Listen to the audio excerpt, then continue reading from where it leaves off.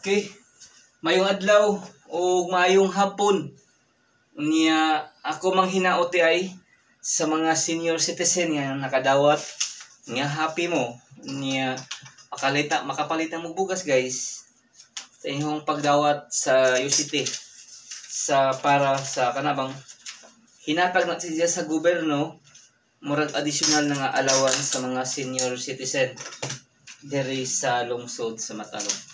Okay?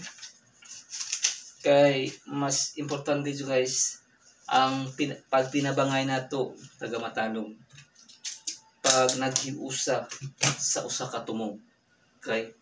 Kung wala tay panaghiusa gay ang atong lungsod magpabilin, wala tay improvement kay wala tay pag pinabangay panaghiusa sa usa ka tumong.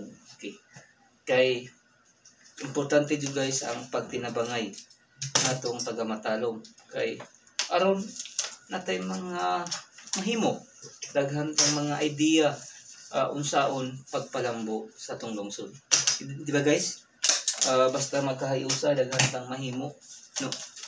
Mahimo project ano ba?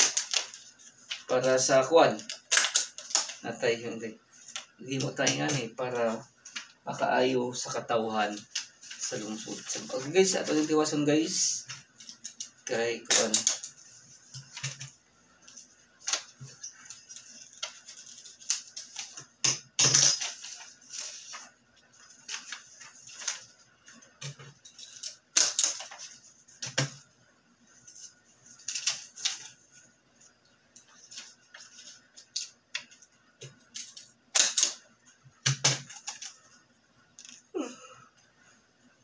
Ang katod din magnegosyo ha. Welcome din mong tanan nga mo put up og business dire sa mong lungsod. Ang lungsod sa Matalom jud guys. Nanginahanglan jud og mga investor nga ganahan magnegosyo dire sa mong lungsod. Ako mang hinaot nga mo support mo guys ang advokasya ang pagpalambo sa Matalom Boulevard dire sa lungsod sa Matalom. Pagpadaghan sa mga negosyante, sa mga investor nga ganahan magnegosyo diri sa lungsod. May nga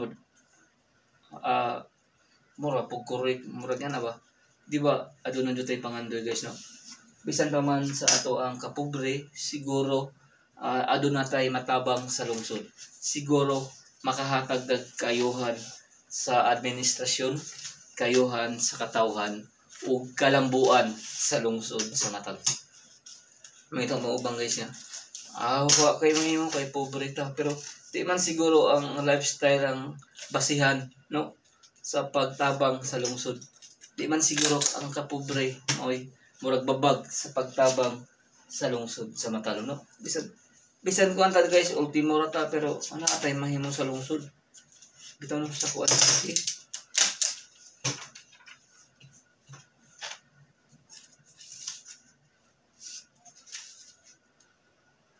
So, ang importante magtinabangay dito kanon na guys alang sa kayuhan ug kalambuan sa lungsod sa Matalom.